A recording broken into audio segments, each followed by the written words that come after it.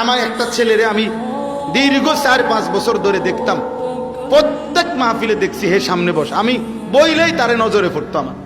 পরে একদিন আমি তারে ডাকছি, ডাইকে আমি বললাম তুমি কি করো? কয় হুজুর আমি ঘাস, মানে প্রতিদিন ঘাস কাটি, আর ঘাস কাইটা বিক্রি করি, যা পাই তা দিয়ে সংসার চালাই। তাই বললাম তুমি যে সব মাহফিলে আসো, আমি দেখলাম তোমারে। কয় হুজুরে যখনই আপনার কোনো পোস্টার দেখি, কয় আমি তখন এই ঘাস কাটার টাকার থেকে একটু একটু টাকা জমাই, কয়টা টাকা জমাইয়া গাড়ি ভাড়া মিলাইয়া রাখি, আপনার ওয়াজ শুনতে যাও। তাই বললাম যে মাশাআল্লাহ। তো আমি বললাম যে তো আর কিছু কইবানি? কয় হুজুর আমার জীবনের একটা স্বপ্ন আছে, বানিয়াচং হবিগঞ্জ তার বাড়ি। আমি বললাম কি স্বপ্ন কও?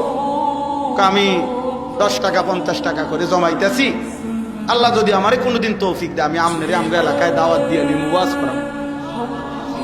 পরে আমি বললাম ওহন দাঁড়া, ওহন ডেট লো, এখন নাও ডেট, আজকে তোমারে ডেট দিলাম, হাদিয়া দিতে হবে না, আমি দিমু তোমার, এটা তোমার মাহফিলের সান্দা আমি দেবো, ও আজের টেহা লাগতো না, তুমি যাও, তুমি আয়োজন করো, যেখানে কও তুমি, তোমার ঘরে হোক উড়ানে হোক, আমি ওখানে ওয়াজ করি। আমি বলছি আমি যাবো, ডেট দিলাম, যাও।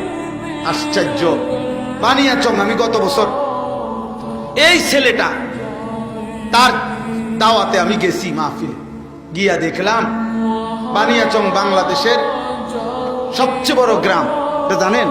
বাংলাদেশের সবচেয়ে বড় গ্রামের নাম হলো এই বানিয়াচং হবিগঞ্জ, এক গ্রাম এক উপজেলা।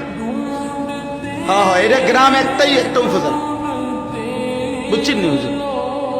গিয়া দেখছি ওই গ্রামের মানে ওই উপজেলার সবচেয়ে বড় কলেজ হাই স্কুল মাঠ, যেটা বিশাল মাঠ, এই মাঠে এই ছেলে মাহফিল মানে আয়োজন করছে। আমি গিয়া দেখি একেবারে যদি কম হয় মানুষ 15-20 হাজার, স্টেজে যদি একেবারে না হয় হুজুর 300-400 হুজুর হইব। হুজুর খেলাফত মজলিসের যিনি কেন্দ্রীয় আমির, এই যে দেওয়াল ঘড়ি মার্কার যে খেলাফত, উনি বসা পাশে, ওনার বাড়িতে বানিয়েছে বড় বড় হুজুর সব। তাই বললাম কি রে কারবারটা কি তারে, কার মাহফিল? হুজুরের কইছি তো আমার আইয়া এলাকা, আমার আর দৈর্য দিছে না, সব আলেম ওলামা পাবলিক মিল্লা এই মাহফিলে এত বড় বানাই ফেলছে। তাইলে দোস্ত একজন শ্রোতাকেও মানুষ দেখতে দেখতে চিনে।